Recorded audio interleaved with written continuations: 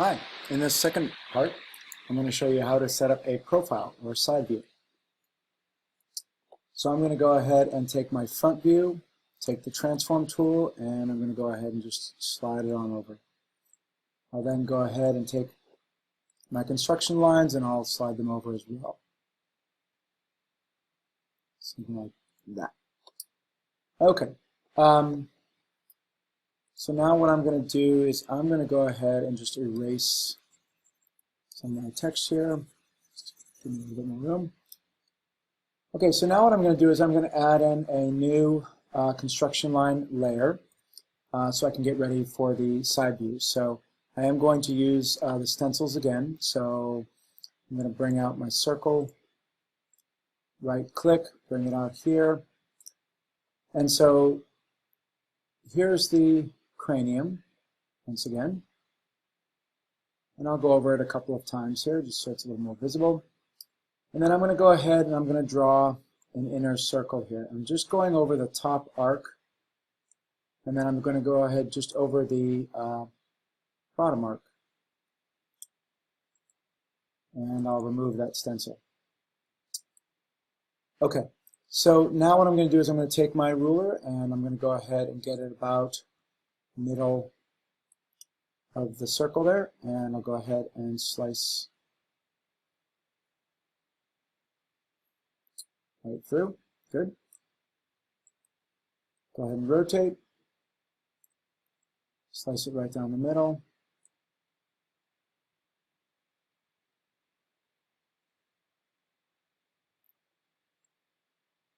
Okay, so the outer circle is the cranium. The inner circle, remember that we're looking at this at a side view.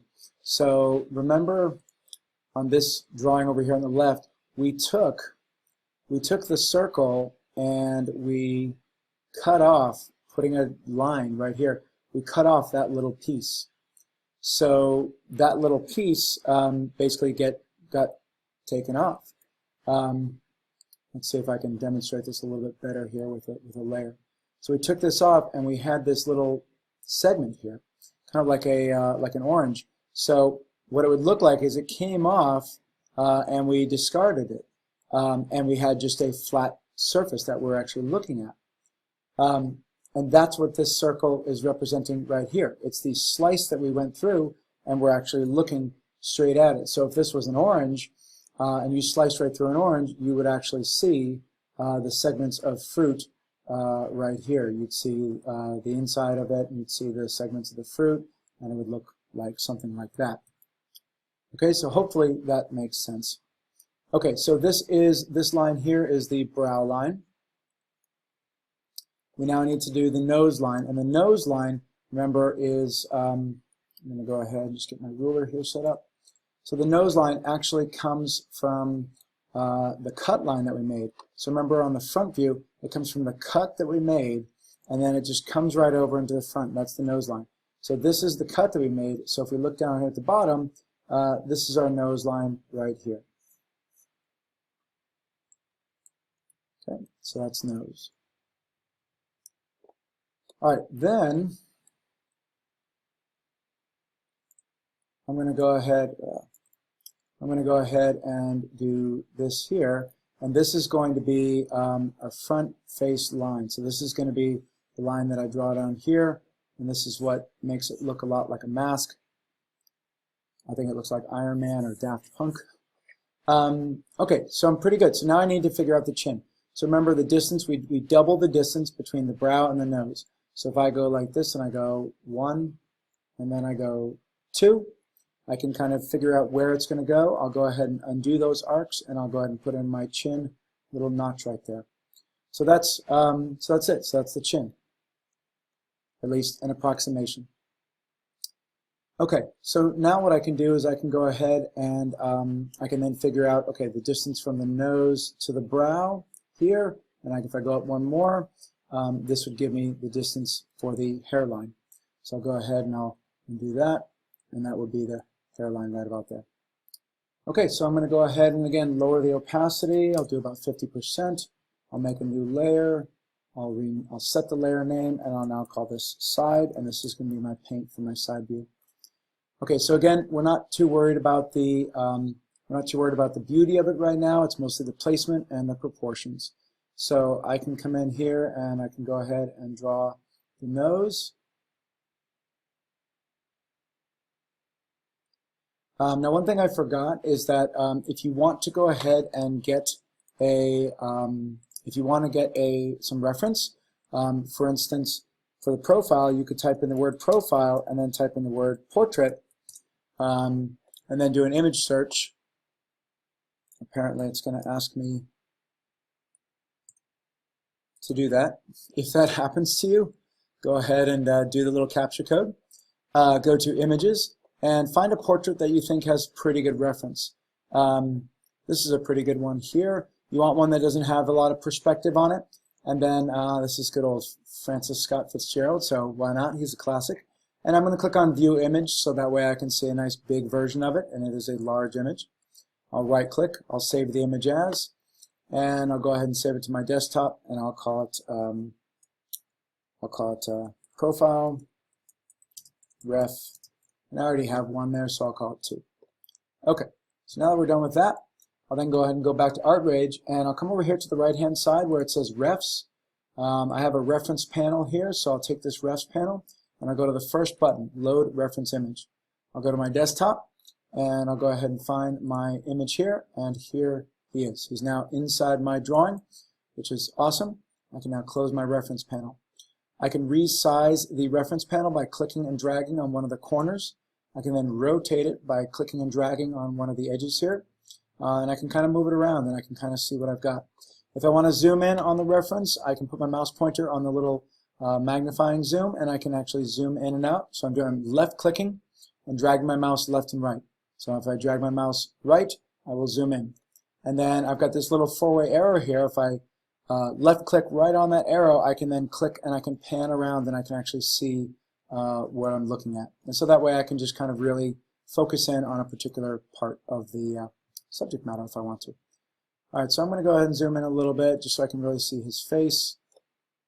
There we go. And when you save an ArtRage file, it saves all your images there, so that's really nice.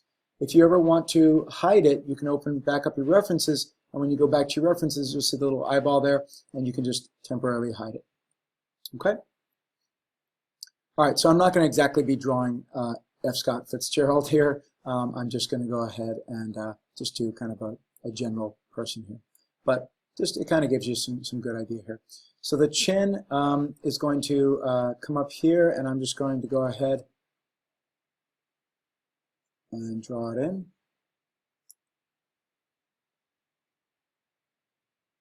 Figure out the mouth, remember, is halfway and a little higher. So we'll draw the mouth, a little bit of the opening there, a little bit of the upper lip, lower lip's a little bit bigger.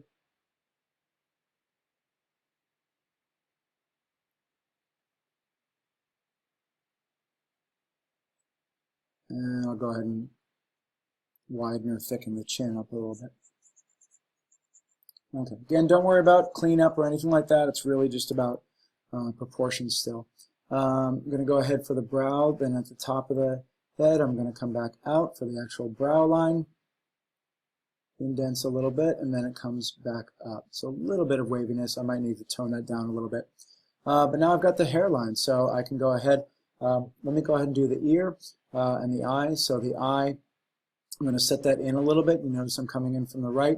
And I'm going to go ahead and just real kind of simple, just get the position of it here. I'm not worried about the eyelids and eyelashes and stuff like that. I'm just getting a little bit of the cheek. There we go. I'll lower the opacity a little bit more so you can hopefully see it better. The ear, I'm going to go ahead and come back from the eye, and I'll go ahead and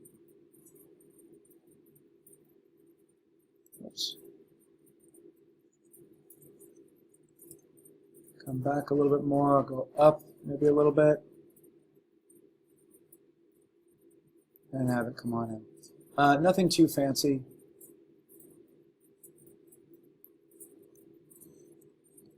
Just again, it's all about placement. Okay, so come in here, something here for the hair, and the hair, just kind of finish it up, wrap it around a little bit of neck, and there it is. Okay, so that's pretty much it. I can go ahead and do a little bit of a brow, something like that. I'll go ahead and hide my reference so you can see. Get rid of my ruler.